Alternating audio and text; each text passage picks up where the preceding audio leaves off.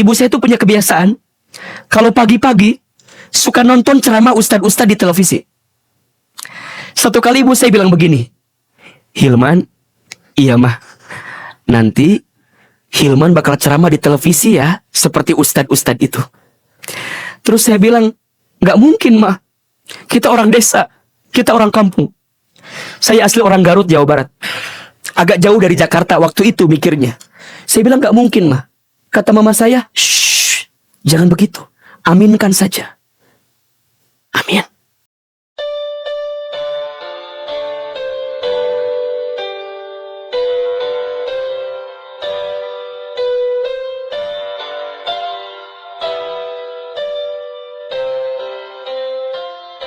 Ustadz, apakah doa itu penting? Sangat penting. Ad-du'a'u silahul mu'min. Doa itu senjatanya orang beriman. Karena doa semuanya bisa berubah. Sedikit cerita ya, Ahilman dengan izin Allah, sekarang Allah berikan banyak kebaikan dalam kehidupan kami. Kalau ditanya, apa di antara faktornya? Kalau boleh saya jawab, salah satunya karena doa orang tua kami. Saya sejak kecil nakal sekali, Pak. Sejak kecil tuh saya bandel banget. Kalau kata orang Sunda mah, cengos katanya begitu. Nggak bisa diem. Ibu saya seringkali dikomplain oleh tetangga. "Ibu, ini si Hilman begini. Apa jawaban ibu saya? Maafkan anak saya. Insya Allah nanti anak saya bakal jadi ustadz." Itu ucapan ibu saya. Terus saya bilang ke ibu saya, "Mama, ustadz dari mana? Masa ustadz begini?"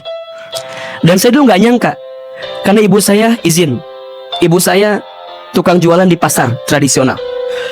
Ayah saya bantuin ibu saya di pasar, kuli.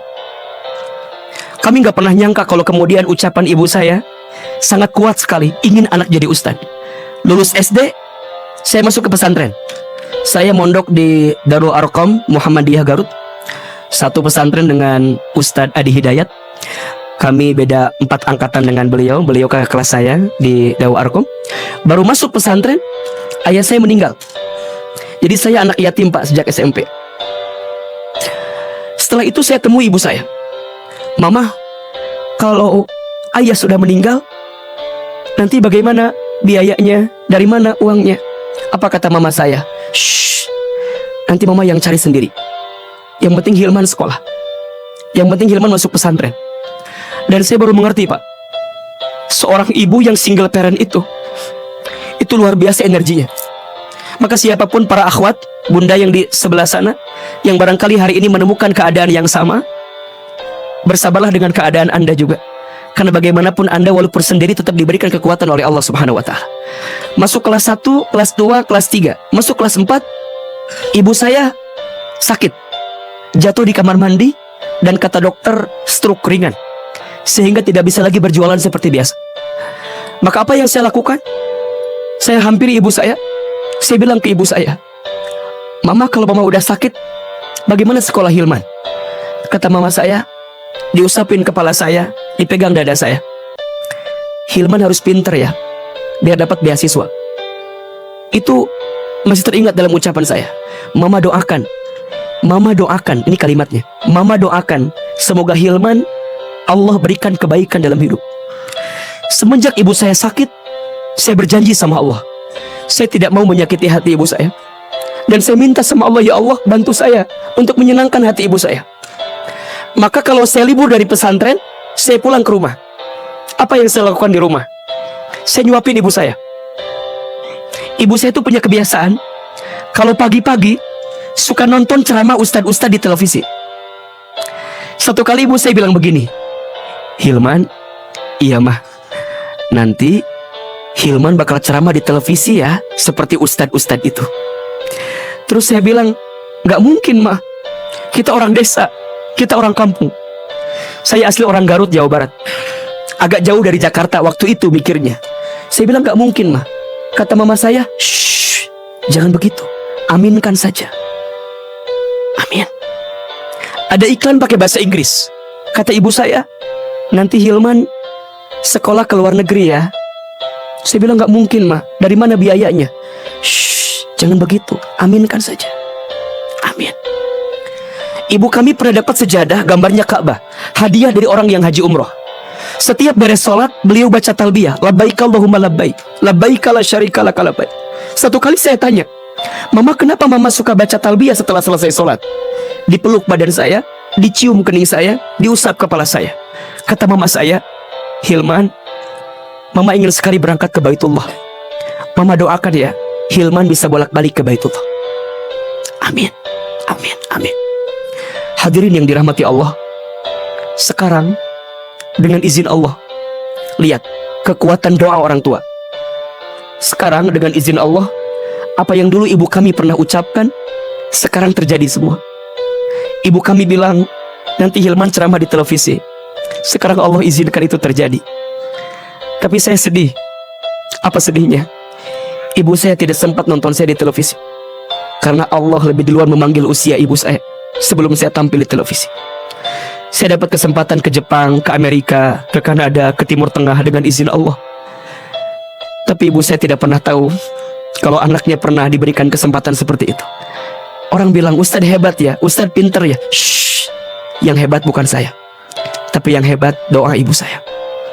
Kita bisa bolak-balik haji umroh dengan izin Allah membimbing jamaah, tapi tangan saya belum sempat menggenggam tangan ibu saya untuk bisa berangkat ke Baitullah, karena Allah lebih duluan memanggil usia ibu saya sebelum bisa berangkat ke Baitullah. Ini pesan untuk semua. Gimana pun keadaan anak kita, doakan. Kita tidak pernah tahu, boleh jadi anak kita yang paling muji kita hari ini, boleh jadi nanti akan menjadi anak yang paling sayang sama kita. Boleh jadi anak yang paling muji kita saat ini, satu saat nanti justru dialah anak yang paling berkorban untuk kita. Maka jangan pernah mengeluarkan kata-kata yang buruk kepada anak kita. Sebaliknya, semua para anak yang hari ini hadir, yang masih punya orang tua, muliakan orang tuamu. Berbahagialah, bahagiakan orang tuamu. Jangan sakiti orang tua. Satu kali kita menyakiti hati orang tua, maka jangan kaget kalau banyak kekecewaan yang akan datang dalam kehidupan kita. Muliakan orang tuamu, maka Allah muliakan hidupmu. Bahagiakan orang tuamu, maka Allah akan bahagiakan hidupmu. Terutama ibu. Terutama ibu. Ada 5 air yang ibu keluarkan untuk anaknya, yang tidak akan bisa tergantikan oleh anaknya. 1, air ketuban saat ibu mengandung anaknya. 2, air darah saat ibu melahirkan anaknya. 3, air susu saat ibu menyusui anaknya. 4, air keringat saat ibu merawat membesarkan anaknya.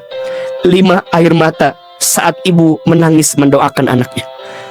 Begitupun ayah, sosok laki-laki yang begitu sayang kepada kita, walaupun tak pernah memperlihatkan sayangnya. Maka insya Allah generasi soleh dan soleha berangkat dari orang tua yang soleh dan soleha, dan anak-anak yang soleh dan soleha adalah anak-anak yang senantiasa membahagiakan orang tuanya. 3S agar anak-anak kita menjadi anak yang soleh dan soleha. S yang pertama syukur, S yang kedua sabar, dan S yang ketiga sayang. Sayangi dengan sayangnya Allah kepada kita, insya Allah kita akan menghadirkan kebaikan untuk anak-anak kita. Mudah-mudahan bermanfaat. Semoga ada inspirasi yang mengantarkan kelembutan hati dan ketenangan dalam perasaan kita. Mohon maaf jika ada kekurangan. Semua yang benar pasti dari Allah, dan semua yang salah pasti dari kami yang banyak kesalahan. Wabillahi taufiq wal hidayah. Wassalamualaikum warahmatullahi wabarakatuh.